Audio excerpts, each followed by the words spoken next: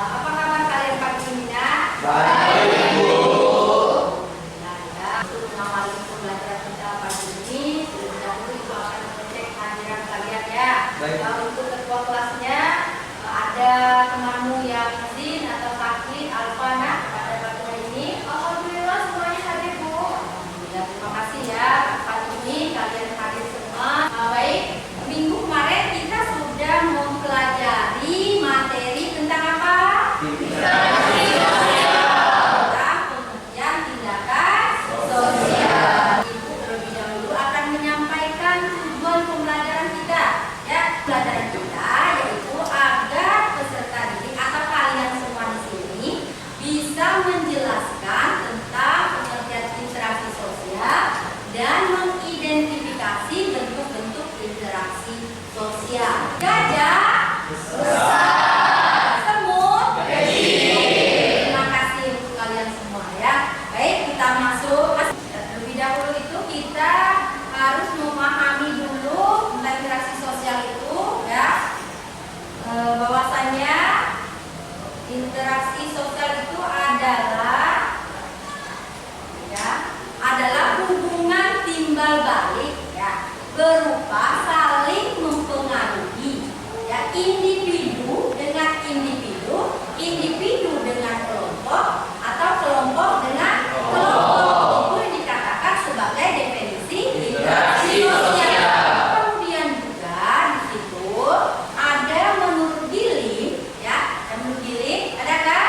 Nah, dia mendefinisikan bahwa interaksi sosial itu apa?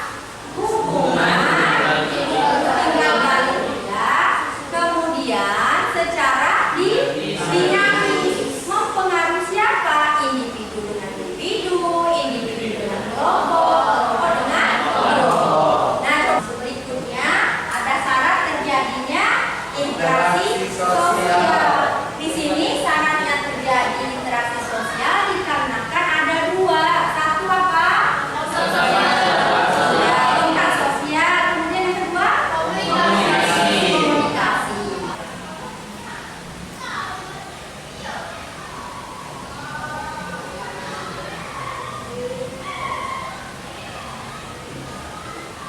Nah, setelah kalian mengamati gambar ini tadi videonya, ya siapa yang di antara kalian bisa mengidentifikasi interaksi sosial ini? Siapa yang bisa mengidentifikasi interaksi sosial atau faktor-faktor pendorong interaksi sosial? Ya, sebutkan. Silakan ya. Yang tadi saya tangkap dari gambar tadi itu adalah interaksi sosial yang bersifat hubungan timbal balik antara kelompok dan kelompok. Nah, ini bisa juga termasuk faktor pendorong sugesti, yang mana di dalam itu terdapat saling mempengaruhi dan mempengaruhi itu bersifat positif. Ya, benar sekali ya. Silakan Amanda. Oke, Dari video yang telah kita tonton tadi dapat disimpulkan bahwa individu tersebut tidak hanya terjadi kontak sosial tapi juga terjadi komunikasi. Nah, kontak sosial tadi bisa saja dengan mereka saling mempengaruhi tanpa ada timbal balik komunikasi. Dan juga ada yang beberapa itu dia melakukan komunikasi, yaitu ada yang memberi informasi dan ada yang menerima. Terus dari video itu tadi kita terdapat kejadian di masa kini karena mereka tidak menjelaskan faktor masa lampau ataupun masa yang akan datang, tapi hanya menceritakan tentang masa yang terjadi saat ini. baik ya. Kalian baca ya, baca dulu. Silakan baca, kemudian boleh kalian cari informasi lain untuk mengumpulkan informasi dari berbagai referensi. Tetapi ingat,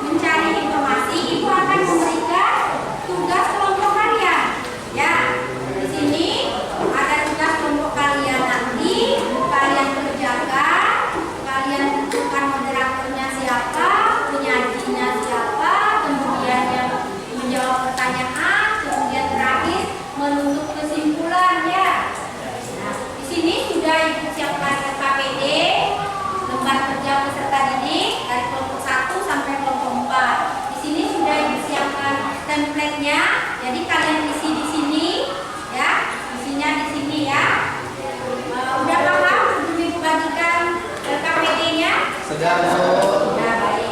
Kelompok 1 mana? Ya. Kelompok 2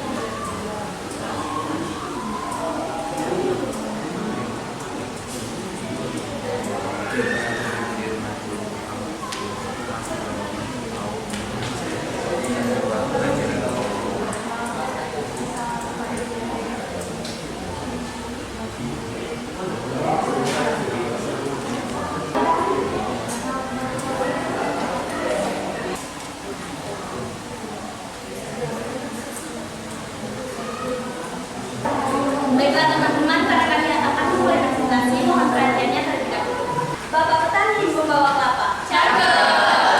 Kelapa diberi sama petapa. Di presentasi ini saat kami menyapa buat hadirin yang indah tepat. Pada gambar pertama, kami memilih jawaban yaitu interaksi individu dengan individu.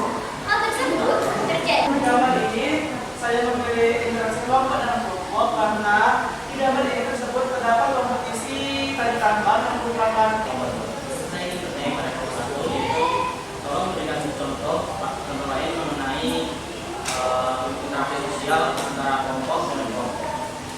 Baik, di sini saya jabarkan ada dua. Yang pertama, ketika antara kelas A dan kelas B saling melakukan kerjasama dalam pekerjaan lingkungan sekolah, maka itu bisa dikatakan sebagai interaksi kelompok dengan kelompok. Dan contoh lainnya, seperti pada pertandingan sepak bola, yang dimana regu A bertanding dengan regu B, maka itu bisa disebut dalam interaksi kelompok dan dengan kelompok. dan beberapa materi yang akan kami jabarkan yaitu pengertian, ciri-ciri dan perbedaan. Saya ingin bertanya, misalkan kelompok 2 sebutkan contoh-contoh dari interaksi langsung dan tidak langsung. Contoh-contoh dari interaksi langsung yaitu dua orang yang sedang berbicara di taman.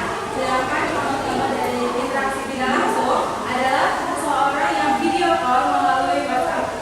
imitasi di lingkungan sekolah. 1. Seseorang siswa meniru perilaku lingkungannya yang disiplin dalam membagi waktu. Yang kedua, meniru kebiasaan belajar dari siswa lain agar Di sini yang kedua ada contoh tindakan sugesti di lingkungan sekolah. Yang pertama, ada seorang murid di sekolah yang sangat nakal. Ia selalu melawan apa yang disuruh oleh gurunya. Bahkan, ia tidak pernah sekalipun mengerjakan apa yang diperintahkan oleh guru. Kemudian dipanggil oleh kepala sekolah. Kepala sekolah berusaha memberikan arahan, nasihat, dan saran-saran agar sang murid mau mendengarkan apa yang diperintahkan oleh guru.